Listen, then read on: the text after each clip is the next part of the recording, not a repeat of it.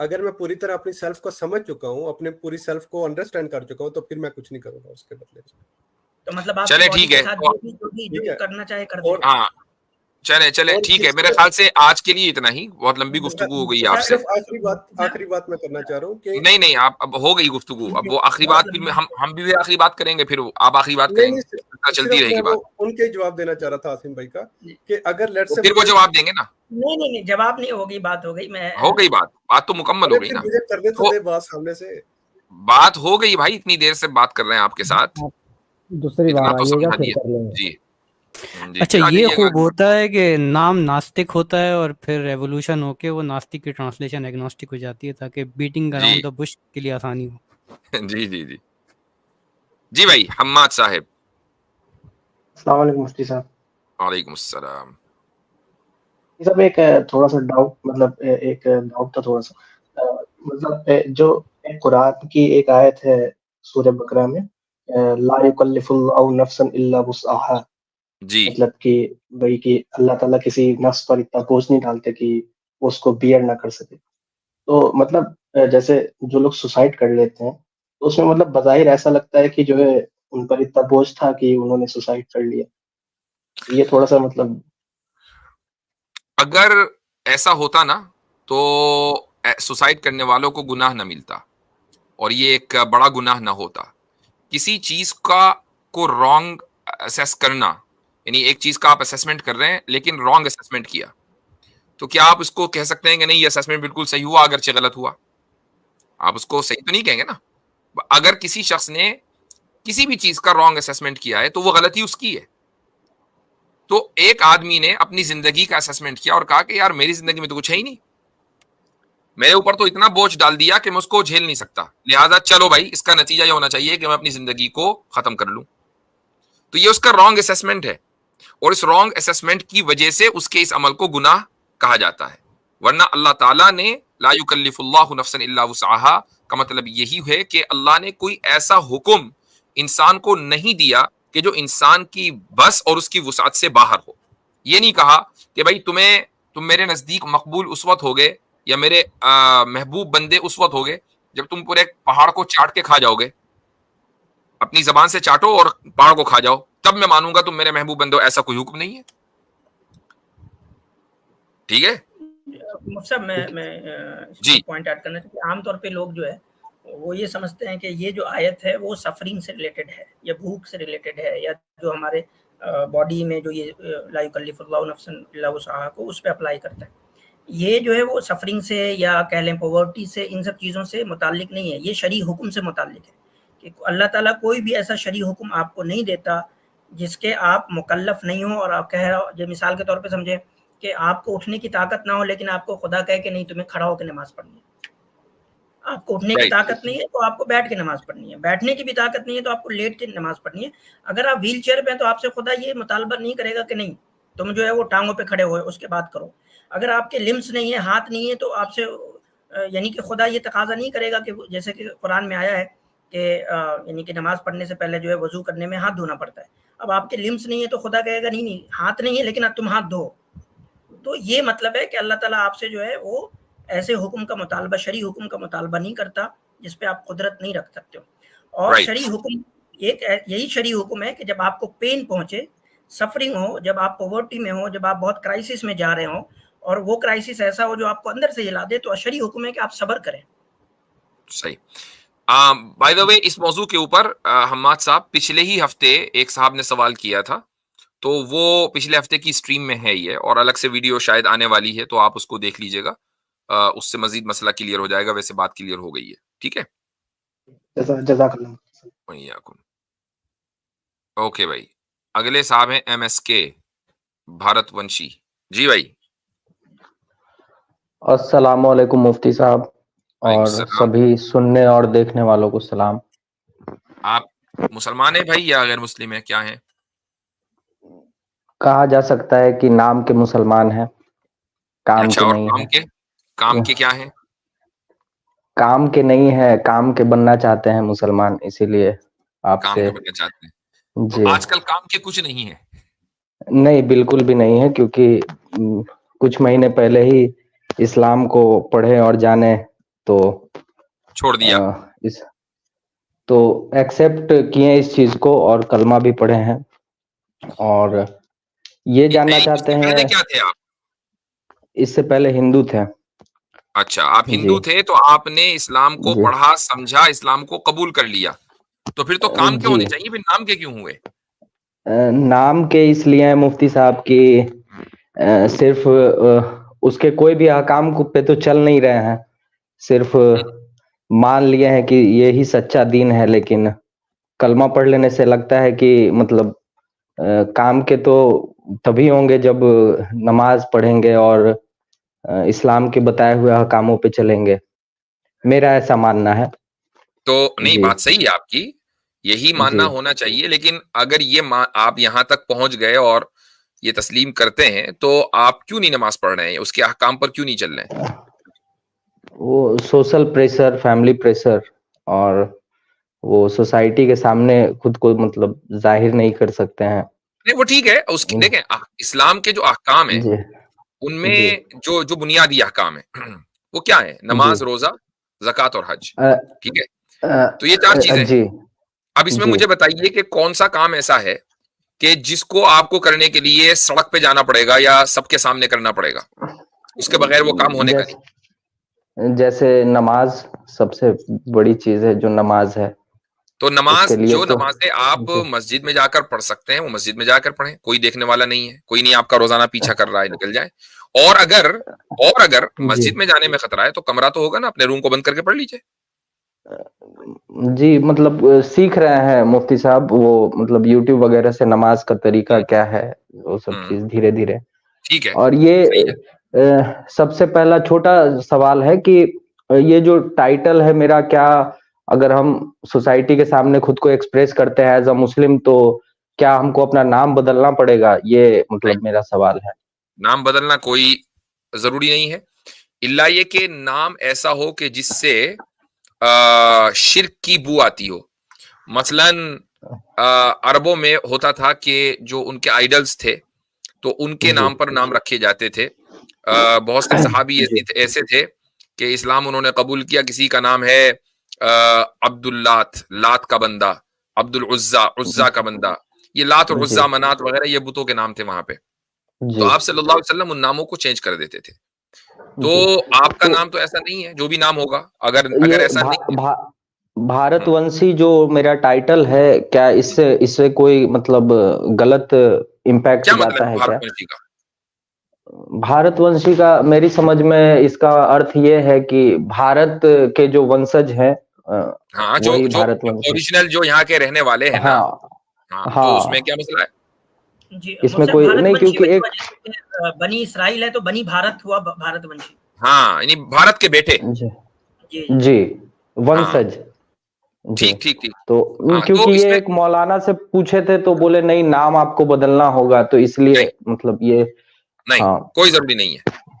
ये क्योंकि इसमें इसके मतलब अंदर ये ये चीज भी तो इसलिए ऐड हो हम सकती है ना कि नाम के अंदर अगर जिस तरह आपने कहा कि शिरकिया बू आ रही हो तो उसको तब्दील करना पड़ेगा। एक रिवायत ये भी मिलती है कि नाम का अगर गलत मतलब आ रहा हो, जिस तरह आप वसल्लम के दौर में एक साहबिया थी, शायद उनका नाम आसिया था, इसका मतलब आँख था, तो इनका नाम तब्दील कराया गया था। तो ये राइट। तो हाँ, तो हाँ, ये बात भी है कि या तो नाम ऐसा हो कि देखें, नाम का असर जो है ना शख्सियत पे पड़ता है। जी ये जो इन्होंने मिसाल दी है, मैं एक और मिसाल देता हूँ। वो मिसाल ये है कि हजरत अली रजी अल्लाह अन्हु के यहाँ जब पहली औलाद हुई हजरत हसन की, जब पैदाइश हुई, जी तो आप सल्लल्लाहु जी अलैहि वसल्लम के पास आए और कहा कि मैंने इसका नाम रखा है हर्ब। हर्ब के माने आते हैं जंग के। तो आप सल्लल्लाहु अलैहि वसल्लम जी ने नाम बदल दिया कि नहीं, नाम रखो हसन। अच्छा जी, ठीक है। दूसरे बेटे हुए सैयदना हुसैन, तो कहा हजरत अली ने कि इसका नाम मैंने हर्ब रखा है, जंग। उसकी वजह थी हजरत अली रजी अल्लाह अन्हु बहादुरों के बहादुर, तो उनको जहन में था कि भाई बच्चे का नाम हर्ब रखेंगे तो ये भी मैदान जंग का शहसवार होगा। तो आप सल्लल्लाहु अलैहि जी वसल्लम ने कहा कि नहीं, इसका नाम रखो हुसैन। तो नाम बदल दिए कि नाम का असर जो है वो शख्सियत के ऊपर पड़ता है। तो अगर ऐसा कोई नाम है तो इस नियत से तो बदला जा सकता है, लेकिन मैं नहीं समझता कि आपके इस नाम में कोई मसला है। अब ये मुफ्ती साहब मतलब बुरा ना माने तो मतलब ये कहना चाहता हूँ कि जैसे उन मौलाना से मैंने पूछा था तो वो भी मतलब बताए थे। अब मेरी इतनी तो जानकारी है नहीं इस्लाम की, और ना ही मैं मतलब इतने कम समय में जान सकता हूँ, क्योंकि आप लोग काफी दिनों से, सालों से पढ़ते हैं इस्लाम को। और मुफ्ती का मतलब हमको लगता है कि the who knows the law of Islam, शायद मुफ्ती उन्हीं को कहते हैं जी। क्या मैं सही? तो यानी आपके सवाल का मतलब ये हुआ कि मैं आपकी मानूं कि उनकी मानूं? बात ये है। नहीं, हाँ, नहीं, ये सवाल नहीं हुआ मुफ्ती साहब। मेरे कहने का तात्पर्य ये है कि आप अपनी भी ना बताएं और वो अपनी बता रहे थे, या जो भी, अल्लाह बेहतर जानता है। आप अपनी भी मुझे ना बताएं, मुझे बस ये बताएं कि इस्लाम इसमें क्या कहता है, इस्लाम का क्या इसमें कहना है। अपनी हम बस नहीं बता रहे हैं, जी अपनी बताने नहीं हुई। जी मैं चाह रहा हूँ थोड़ा जी जी क्लैरिफाई करता हूँ कि वो क्या कह रहे थे। क्योंकि असल में उनका जो जवाब था ना भारतवंशी भाई, वो जो है वो कल्चरली जवाब था कि आमतौर पे है क्या कि जो यानी कि इंडियन सब कॉन्टिनेंट है उसमें जो है ना मुसलमानों के नाम थोड़े डिस्टिंग्विश होते हैं गैर मुस्लिमों से। जैसे आपने देखा होगा कि मुसलमानों के जो ज्यादातर नाम होते हैं या तो नहीं हजरत, नाम होते हैं या फारसी नाम होते हैं या तुर्की नाम। सुन लीजिए मैं इसमें तो उन्होंने जो एक आपको सुन ले उनकी बात, नाम आप बदलना उनकी बात होगा, रखिए। तो वो एक कल्चरल एस्पेक्ट से उन्होंने कहा कि कल्चरली जो है वो मुसलमानों के नाम थोड़े से यानी कि जो इंडिया के नॉन मुस्लिम्स के नाम है वैसे नहीं होते। इस एस्पेक्ट से उन्होंने कहा होगा कि नाम बदल लें। बाकी मुफ्ती साहब जो आपको बता रहे हैं वो प्रिंसिपल बता रहे हैं कि इस्लाम में क्या, जैसे मिसाल के तौर पे आप यूके में जाएंगे या यूएसए में जाएंगे तो वहाँ बहुत सारे मुसलमान मिलेंगे जिनका नाम जॉन होता है। ठीक है, आप जो मलेशिया इंडोनेशिया में जाएंगे तो जैसे आप केरला में चले जाए ना, केरला के जो मुसलमान होते हैं उनके नाम जो है वो आप डिस्टिंग्विश नहीं कर पाएंगे। जो उनका खास करके जो लास्ट का जो नाम सब होता है ना वो आप डिस्टिंग्विश नहीं कर पाएंगे वहाँ के नेटिव जो नॉन मुस्लिम्स हैं, जो हिंदूज हैं, क्रिश्चियंस हैं। तो उन्होंने जो बात कही आपसे वो कल्चरल एस्पेक्ट से कही है, बाकी वो उसूली तौर पे ऐसा नहीं। अच्छा, अब मैं आपको, आपने कहा ना कि मुझे इस्लाम की बात करें, हमने इस्लाम ही की बात की है। मसलन आप सल्लल्लाहु अलैहि वसल्लम के पास लोग इस्लाम कबूल करने के लिए आते थे तो आप हर एक का नाम नहीं बदलते थे। कितने ही लोग हैं, मसलन हजरत उमर का नाम नहीं बदला, अबू बकर का नाम नहीं बदला, हजरत उस्मान का नाम नहीं बदला, हजरत अली का नाम नहीं बदला, तो इन सब के नाम नहीं बदले। बिलाल रजी अल्लाह का नाम नहीं बदला। तो लेकिन इस तरह के लोग थे जैसे अबू हुरैरा रजी अल्लाह उनके बारे में आता है कि उनका नाम बदला, उनका नाम अब्द शम्स था। अब्द शम्स का मतलब है सूरज का बंदा, तो उनका नाम बदल दिया। या इसी तरीके से अभी बसालत आदम साहब ने जो रेफरेंस दिया कि खातून का नाम आसिया था, आसिया का मतलब है गुनहगार, उसका नाम बदल दिया। मैंने रेफरेंस दिया हर्ब, जंग, वो नाम बदल दिए गए। तो जो नाम अच्छे नहीं, जिनका बुरा असर शख्सियत पे पड़ेगा वो नाम बदल देते थे या उनमें शिर्क की बू आती थी। आपके नाम में कोई ऐसी चीज नहीं है, इसलिए हम ये कह रहे हैं कि इस्लामी के लिए यह है कि नाम बदलना जरूरी नहीं है। कल्चरली आप चाहें तो चाहें, लेकिन मैं समझता हूं कि अगर आपको कोई परेशानी है उससे तो आपको नाम बदलना नहीं चाहिए।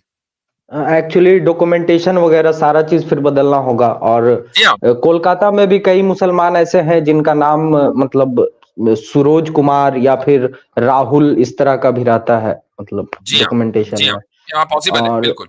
और बहुत से लोग ये भी करते हैं जो नो मुस्लिम है, न्यू मुस्लिम्स हैं, वो क्या करते हैं कि डॉक्यूमेंटेशन का उनका जो नाम है वो है, और मुसलमानों में चूंकि अब जाहिर है कि आप मस्जिद जाएंगे, आप मुसलमानों से घुलेंगे मिलेंगे, तो उनमें आपका एक नाम, आप अपना नाम कुछ भी रख लें कि जो भी आपको पसंद है इस्लामी नाम वो आप रख लीजिए, वो आपको उस नाम से जाने, बाकी आपके डॉक्यूमेंटेशन में जो भी नाम। नहीं, अब तो कुछ समय बाद तो मैं ओपनली मतलब फैमिली और सोसाइटी में ये बताऊंगा ही, क्योंकि थोड़ा फाइनेंशियली थोड़ा खुद को ये कर लूं तो मतलब बताना फिर सही रहेगा। अल्लाह ताला आफियत का मामला करे और आपके ईमान को आपको जमाए रखे, मजबूती दे। जी। और सेकंड पॉइंट इज कि आमिर भाई आपके भी इसमें आते हैं लाइव स्ट्रीम में, उनसे मेरी एक दफा बात हुई थी। उन्होंने एक बुक रिकमेंड किया था मुझे, introduction to Islam, doctor Hamidullah का है वो, रिटेन बाय जी। तो वो बुक मैं पढ़ रहा था, तो उसमें मतलब कि सारी बातें, मतलब अभी तो पूरा कंप्लीट नहीं किया मैंने बुक, लेकिन इसमें जो सेक्ट आता है हजरत, जैसे शिया और सुन्नी, तो व्हेन आई एक्सेप्ट इस्लाम, तो मतलब मैं खुद को किस सेक्ट में मानूं, क्या मानूं मैं खुद को एज अ मुस्लिम, कि मैं क्या बताऊं कि मैं क्या हूं, मतलब सुन्नी हूं या शिया हूं। ये एक मेन चीज क्या है, आप मुसलमान हैं। हुआ सम्माकुमुल मुस्लिमीन, उसने आपका नाम मुसलमान रखा है। आपको किसी ये कहने के जी मैं फला सेक्ट का हूं, ये सब करने की जरूरत नहीं है। कुरान और नहीं सुन्नत, उस और सुन लीजिए जी मेरी बात सुन लीजिए, कुरान और सुन्नत को उस एतबार से समझने की कोशिश करें जिस तरह पहली 3 जनरेशंस ने समझा है, पहली 3 जनरेशंस ने, ठीक है, सुन्नत को जिस वो तरह कौन समझा कौन है, है? सहाबा, उनके फॉलोवर्स ताबईन, उनके फॉलोवर्स तबे ताबईन, ये 3 जनरेशंस हैं, ठीक है। पूरे दीन का जो मदार है ना वो इन 3 जी जनरेशंस के ऊपर है, एक बात। जी दूसरी बात यह है कि आप मसलन सहाबा के मामले में अगर आप हिस्टोरिकल नरेशंस के चक्कर में पड़ गए तो अब आपके जी लिए कंफ्यूजन ही कंफ्यूजन है, जी ठीक है। हम भी नहीं पढ़ते क्योंकि हम ये समझते जी हैं कि हिस्टोरिकल नरेशंस का एक बस इतना ही किरदार है कि उससे थोड़ी बहुत हमें आइडिया हो जाता है। हिस्टोरिकल नरेशंस जी जो है वो हमारे अकीदे की बुनियाद नहीं है। अब आप इन जी हिस्टोरिकल नरेशंस की बुनियाद पर यह फैसला करने लगे कि हजरत अबू बकर सिद्दीक रजी अल्लाह अन्हु हकदार थे खिलाफत के नहीं थे खिलाफत के हकदार, वगैरह वगैरह, तो अब आप इन जी चक्करों में पड़कर अपने ईमान को कमजोर कर लेंगे। लिहाजा आपसे जी सवाल देखें, आपको काम वो करना है जिसके बारे में आपसे सवाल होगा क़यामत के दिन। आपसे ये सवाल नहीं जी होना है कि हजरत अबू बकर रजी अल्लाह अन्हु खलीफा थे या हजरत अली रजी अल्लाह अन्हु को खलीफा होना चाहिए था, कोई सवाल नहीं। आप इन जी सहाबाए किराम रजी अल्लाह अन्हुम को वो मकाम दें जो इनका है, वो मकाम आपको देना जी जरूरी है तमाम सहाबा का, जी चाहे वो हजरत अबू बकर सिद्दीक हो, हजरत उमर हो, हजरत उस्मान इब्न अफ्फान हो और सैयदना अली रजी अल्लाह अन्हुम अजमाइन हो। इनका जो मकाम है जी वो आपको मकाम देना है, बाकी किसी के खिलाफ आप बात ना करें। आप इंशाअल्लाह सही रहेंगे बगैर किसी कंफ्यूजन के। नहीं मैं उस बुक में ही मैंने पढ़ा था तो इसीलिए मैंने आपसे चाहा कि पूछ लूं, क्योंकि जी मतलब इस्लाम को मतलब जहां तक मैं स्टडी कर पा रहा हूं और समझ पा रहा हूं, ये इम्फेसाइज करता है इस्लाम आपके मतलब वे ऑफ लाइफ को कि किस तरह से आप डील करते हैं पर्सन जी टू हाँ पर्सन या बिजनेस में, हाँ या आप जुडिशियल इसमें आपका क्या एक्सपेक्ट है, मतलब इस्लामिक एक्सपेक्ट क्या है और इस तरह का। तो ये जो तरीकेकार है एक्चुअली, मतलब शुरुआती दौर से ही मैं आरएसएस से भी जुड़ा हुआ रहा था, मतलब वो जिला प्रचारक वगैरह हमारे घर पे रुकते थे वो लोग। अच्छा तो हाँ, तो वो हम्म। मतलब ये मैं कहना चाह रहा था कि वैसा मतलब इस्लाम में वो इस तरह का ये उसका लाने के लिए मतलब हाँ, जी तो चूंकि आपने कहा कि हाँ इस्लाम एक वे ऑफ लाइफ है, अब ऑब्वियसली कोई ना कोई जी आपको तरीका इख्तियार करना पड़ेगा। तो मेरा आपको मशवरा जी ये होगा कि कंफ्यूजन को दूर करने के लिए आप ये देखें कि आपके इर्द गिर्द मेन स्ट्रीम क्या है, आप मेन स्ट्रीम को फॉलो कर जी लें। मेन स्ट्रीम तो हजरत जैसे कि बहुत कंफ्यूजन होता है, कभी जैसे यूट्यूब पे ही सर्च करता हूं तो कभी कोई किसी को मुसलमान में ही आपस में कहते हैं कि यूट्यूब मेन स्ट्रीम मतलब नहीं है भाई, यूट्यूब मेन मैं स्ट्रीम यही नहीं है। कहने वाला था इनको कि इनके पास जो मस्जिद है जहाँ ये जाते हैं वहाँ लोग जो फॉलो जी कर रहे हैं उसको फॉलो करें। हाँ वहाँ अब अब्दुल्ला नदवी करके एक मौलाना थे जिन्होंने आपके बारे में बताया कि मुफ्ती यासिर साहब हैं, उनके स्ट्रीम पे आप जाइए, वो मतलब आपको मुफ्ती गाइड शमाइल करेंगे अब्दुल्ला, ऐसे। अब उनका पूरा नाम तो नहीं है लेकिन के नदवी है नदवी उनका टाइटल। शमाइल नदवी की बात वो कर रहे वो बता रहे थे कि आपने जहां से पढ़ाई की है वो भी शायद वहीं से पढ़े हैं, शायद उनका भी यूट्यूब चैनल है मतलब। हाँ हाँ, तो वो मुफ्ती शमाइल अब्दुल्ला नदवी हैं। हाँ, तो जी आप वो आपसे अगर आप उनसे हाँ मुलाकात हुई, आप उनकी मस्जिद में गए? मुझे नहीं मालूम उनकी कोई मस्जिद है, लेकिन बहरहाल ये कि जहां भी वो जाते नहीं होंगे। उनकी मस्जिद नहीं है, मतलब वो अब्दुल्ला नदवी है, यूट्यूब पे भी उनका चैनल है। हाँ, और मैं जानता हूँ। वो जी जी जी तो वही आपके पास तो मतलब मुझे मतलब ऑथेंटिक पर्सन चाहिए जो कि इस्लाम की वही तालीमात मुझे बताए जो एज इट इज इस्लाम में कही गई है, हाँ, और तो उसमें आप एक मतलब काम कि ये करें कि जी आपके इलाके जी में आपने एक आलिम का नाम लिया, मुफ्ती शमाइल अब्दुल्ला जी नदवी, उनका पूरा नाम है शमाइल अब्दुल्ला नदवी, काबिल एतबार जी आलिम दीन है। आप उनके जी चैनल को फॉलो कर लीजिए, उनको देखिए। सहूलत आपको ये होगी कि जी अगर आप कभी मिलना चाहेंगे तो मिल सकेंगे, चूंकि वो आपके इलाके के हैं। इसीलिए हमने कहा कि भाई जी आपके इलाके में जो एक मेन स्ट्रीम है, और वो माशाल्लाह मेन स्ट्रीम उलमा जो स्कॉलर्स हैं उनमें एक मोतबर नाम है, तो आप उनको सोशल मीडिया पे भी फॉलो कर सकते हैं, वैसे भी कर सकते हैं। तो बस आप जी उनसे फतवा लेते रहे, वो भी मुफ्ती है माशाल्लाह। हाँ शायद पता नहीं मुझे जी हाँ, तो मुफ्ती है ज्यादा वो। टेंशन लेने की हाँ जरूरत नहीं है, बस चिल करें। उनकी हाँ तस्दीक के लिए या जहाँ जी पैनल तो पैनल पे आपको जितने 5 अफराद नजर आ रहे हैं ना, उनकी तस्दीक के लिए काफी इंशाअल्लाह। जी जी हाँ, जी तो ये और एक ये जैसे कि मैं जब मतलब कि सोसाइटी में खुद को मतलब एज अ मुस्लिम रिप्रेजेंट करूंगा तो मेरी भी ये जिम्मेदारी बनती है कि मैं मतलब इस्लाम को मतलब दिखाऊं लोगों में कि क्या इस्लाम मतलब क्या रिप्रेजेंट करना चाहता है। उसके लिए जैसे मतलब क्या मैं करूं, मतलब क्या कि जैसे मतलब सबसे पहले आप मोरालिटी के। इस्लाम को सीखें। जी सबसे पहले आप इस्लाम जी सीखें, नमाजें कैसे पढ़नी है, जी रोजे कैसे रखने हैं, यानी अहकाम जो बेसिक बेसिक है आपको पता चल जाए। जी ठीक है, जी अब जी आपको जी दूसरों को प्रेजेंट करना है, तो एक किताब पढ़ जी लीजिएगा, वो किताब है आपकी अमानत आपकी सेवा में। ठीक है, एक मौलाना मिनट। कलीम साहब की आपकी आप, अमानत आपकी सेवा में। अमानत आपकी ठीक, सेवा में। आप इस किताब को पढ़ लीजिएगा। किनका और रिटन बाई हजरत कौन है ये? मौलाना कलीम सिद्दीकी। मौलाना कलीम ठीक है, सिद्दीकी। और डॉक्टर हमीदुल्लाह साहब की जी आप किताब ऑलरेडी पढ़ ही रहे हैं।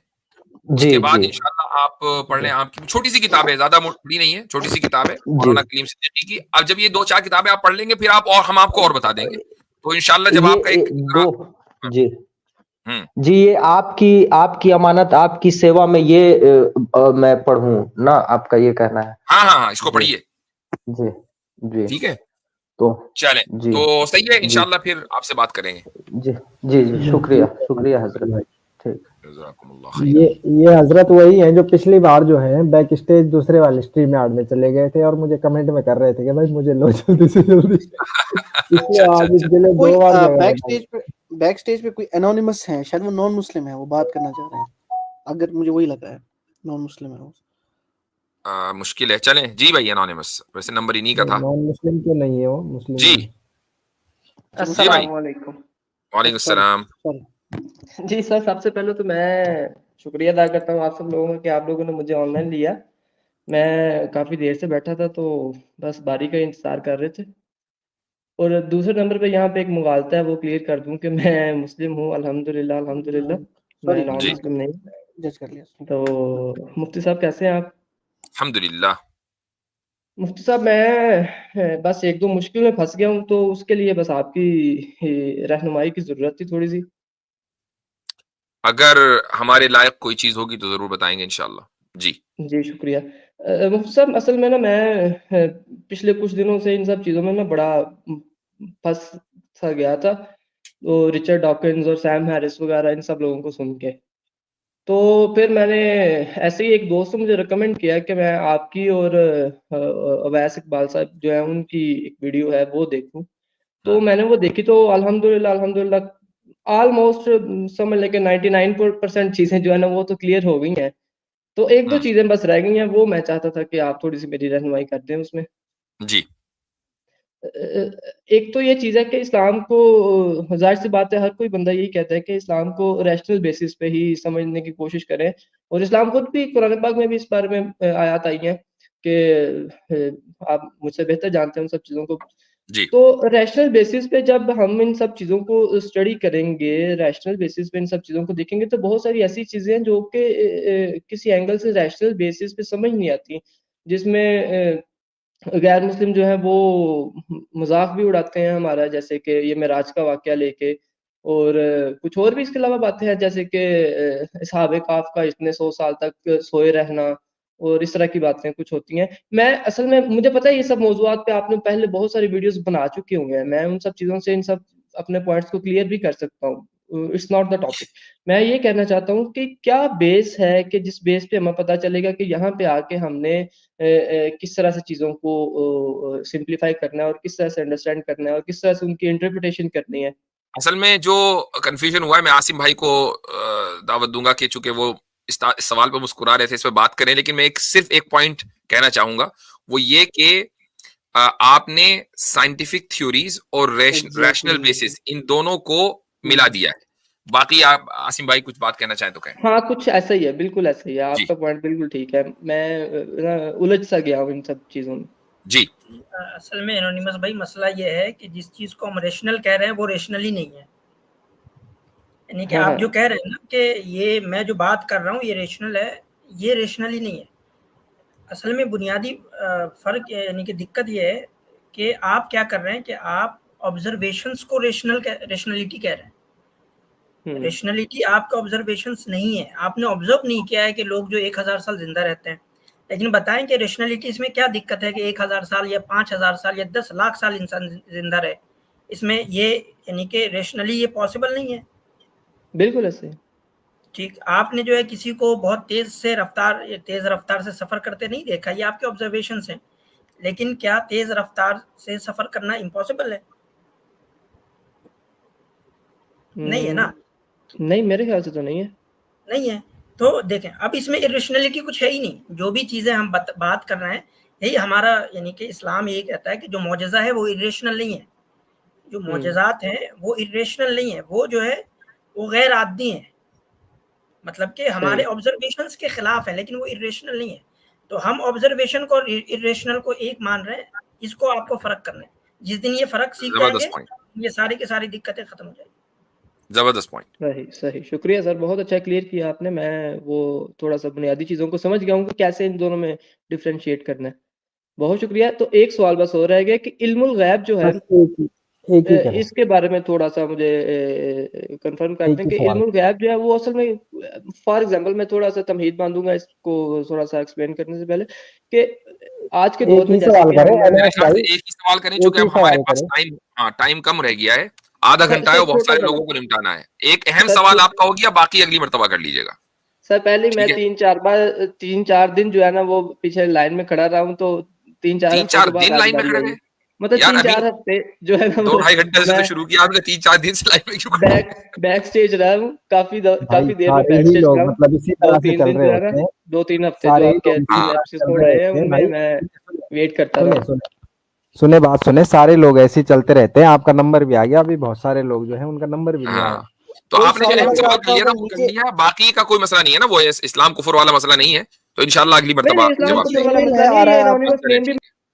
चले ठीक है, जज़ाकुमुल्लाह खैर। देखें वो थोड़ा इतना ज्यादा वो ना किया करें, हमें भी अच्छा नहीं लगता बैक स्टेज करते हुए, लेकिन हमें इसका ख्याल रखना है ना कि और दूसरे लोगों की हक तलफी ना हो। अच्छा जी, चले ठीक है। यहाँ पे एक बात कहूंगा मैं कि अवैस इकबाल का रद्द इस्लाम के हवाले से मैदान में आना, उससे इस्लाम को कितना फायदा हुआ है इसका अंदाजा अवैस को खुद भी नहीं होगा। मतलब खाया पिया कुछ नहीं, गिलास थोड़ा बाहर आने। खत्म, कैरियर शुरू होने से पहले ही आपने खत्म कर दिया, अल्हम्दुलिल्लाह। मतलब अल्हम्दुलिल्लाह, ये बात अच्छा लगा सुन के कि एक आदमी कह रहा है कि 94% कॉन्सेप्ट क्लियर हो गए, 2-4 रह गए। ये तो बहुत बड़ी जीत है भाई। एक आदमी अगर ये कहे आकर, तो ये एक बहुत बड़ी बात है। ये इस पर जितना शुक्र अदा किया जाए अल्लाह ताला का उतना कम है। वो बगले बजा रहा है बैठ कर के, मेरे पास ईमेल आ रहे हैं कि बहुत अच्छा किया, पता नहीं कौन बेवकूफ उसको ईमेल कर रहा है बैठ के। जी अच्छा हजरत, ये भाई को लिया है मैंने, कह रहे हैं कि इनका नेट खत्म होने वाला है काफी देर से। अच्छा भाई, इनका सवाल ले लेते हैं, उसके बाद नॉन मुस्लिम भाई हैं उनका लेंगे। जी अस्सलाम वालेकुम मुफ्ती साहब। वालेकुम अस्सलाम वालेकुम। वालेकुम जी सलाम। मुफ्ती साहब मेरा एक सवाल ये था कि कुरान में जो अल्लाह रब्बुल इज़्ज़त ने चैलेंज करा है, आवाज आ रही है आपको? जी जी आ रही है। मुफ्ती साहब, ये जो कुरान में अल्लाह रब्बुल इज़्ज़त ने जो चैलेंज करा है दुनिया वालों को,